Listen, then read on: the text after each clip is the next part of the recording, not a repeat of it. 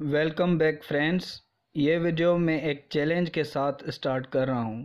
میں چاہتا ہوں کہ آپ یہ دونوں سین جتنا ڈیپلی ہو سکے اتنا ڈیپلی امیجن کریں. سین نمبر 1. دے گیو اس ہارٹی ویلکم. کون ہے وہ لوگ جو ہمیں ہارٹی ویلکم دے رہے ہیں؟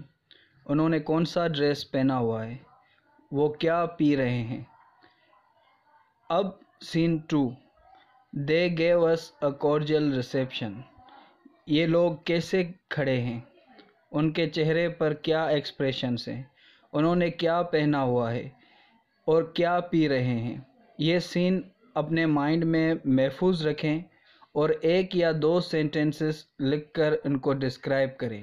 ہم واپس ان سینز کے طرف لوٹیں گے. اب ہم اپنی اصل سٹوری پر آتے ہیں. یہ 400 سی ای کی بات ہے جب برٹن میں کیلٹس پر رومن رول کرتے تھے. اس سے کیلٹس کے لیے ایک بینیفٹ تھا، وہ یہ کہ رومنز ان کو نارتھرن یورپ کے باربیرین سیکسن ٹرائب سے پروٹیکٹ کرتے تھے. پر بعد میں رومن امپائر کا زوال شروع ہوا تو رومنز برٹن سے واپس چلے گئے. جب رومنز گئے تو جرمنک ٹرائبس اینگلز، سیکسنز، جیوٹس اور فریزینز جلد ہی سمندر کے اس پار تیر کر پہنچے اور کیلٹس کا قتل عام کر کے ان کو ڈسٹروائے کیا اور برٹش آئلز میں اپنی کنگڈم قائم کی. کافی صدیوں تک یہ ٹرائبس اور ان کی جرمنک لینگویج برٹن میں رہیں اور اینگلو سیکسن وہاں کی ایک کامن لینگویج بنی جس کو آج ہم اولڈ انگلش کے نام سے جانتے ہیں. ماڈرن انگلش اسپیکرز کو یہ لگ سکتا ہے کہ اولڈ انگلش کوئی ڈفرینٹ لینگویج ہے. اگر آپ اولڈ انگلش کو غور سے سنیں اور دیکھیں تو آپ کو کافی ورڈز ایسے نظر آئیں گے جو آپ پہچان سکتے ہیں. مثال کے طور پہ لارڈس پریئر اولڈ انگلش میں کچھ اس طرح نظر آئیں گی. پہلی نظر میں ہمیں ان کو پہچاننے میں مشکل ہوگی، پر اسپیلنگز کو تھوڑا سا اپڈیٹ کریں گے تو آپ کو کافی کامن انگلش ورڈز نظر آئیں گے. تو کافی صدیوں تک برٹنز مزے سے اولڈ انگلش بولتے رہے، پر 700s میں وائکنگ انویژنز کا ایک سلسلہ شروع ہوتا ہے جو تب تک جاری رہا جب تک آئلز کو ایک ٹریٹی یا ایک معاہدے کے نتیجے میں دو حصوں میں تقسیم ہونا پڑا. ایک طرف سیکسنز تھے اور دوسری طرف ڈینس جو ایک لینگویج بولتے تھے جس کو اولڈ نورس کہا جاتا ہے. But as Saxons fell in love with their cute Danish neighbors and marriages blurred the boundaries. اب اولڈ نورس اولڈ انگلش میں مکس ہونے لگی اور کافی اولڈ نورس ورڈز جیسے روٹ، لیگ، اسکن اور وانٹ آج بھی انگلش لینگویج میں کامنلی یوز ہوتے ہیں. 300 ایئرز کے بعد 166 میں نارمن کانکویسٹ کی صورت میں انگلش آئلز پر پھر سے ایک وار کا آغاز ہوا. نارمنز وائکنگ تھے جو فرانس میں سیٹل تھے.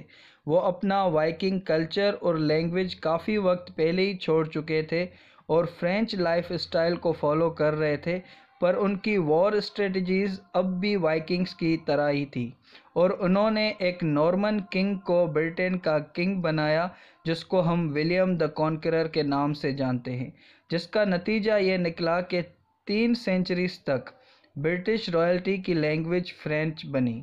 برٹن کی سوسائٹی میں بھی 2 لیولز بنے، ایک فرینچ اسپیکنگ ایرسٹوکریٹس تھے اور دوسرے old English speaking peasants. French اپنے ساتھ کافی رومن کیتھولک کے کلرجی مین کو بھی لے کر آئے جنہوں نے وہاں کی لینگویج میں لیٹن ورڈز مکس کیے. اولڈ انگلش نے وہ ورڈز اڈاپٹ کر کے گرو کرنا شروع کیا اور کافی نیو ورڈز شامل ہوتے گئے جن کا تعلق گورنمنٹ، لا اور ایرسٹوکریسی سے تھا. For example words like council, marriage, sovereign, damage, government and parliament.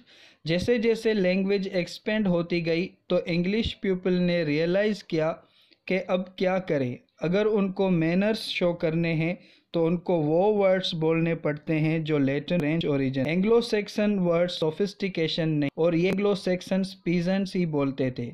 چلے لوٹتے ہیں ان 2 سینٹنسز کی طرف جو آپ نے پہلے سوچے تھے. جب آپ نے ہارٹی ویلکم کو امیجن کیا تھا تو کیا آپ کے امیجنیشن میں آپ کے ریلیٹیوز آئے جو آپ سے گلے لگ کر پیار سے باتیں کر رہے ہیں؟ کیا وہ ٹی وغیرہ پی رہے ہیں؟ کیا انہوں نے شلوار قمیص یا پینٹ شرٹ پہنی ہوئی تھی؟ اینڈ واٹ اباؤٹ دا کارجل ریسیپشن؟ میں سمجھتا ہوں کہ آپ نے ضرور ایک ریفائنڈ اور اپر کلاس امیجن کی ہوگی جو ٹراؤزرز اور فراکس پہنے ہوئے ہوں گے، پروبیبلی وائن یا کافی پی رہے ہوں گے۔ ایسا کیوں ہے کہ وہ فریزز جو ڈکشنری میں سنانیمس کنسیڈر کیے ہوئے ہیں پر وہ ڈفرینٹ فیلنگز اور امیجز ذہن میں پیدا کر رہے ہیں؟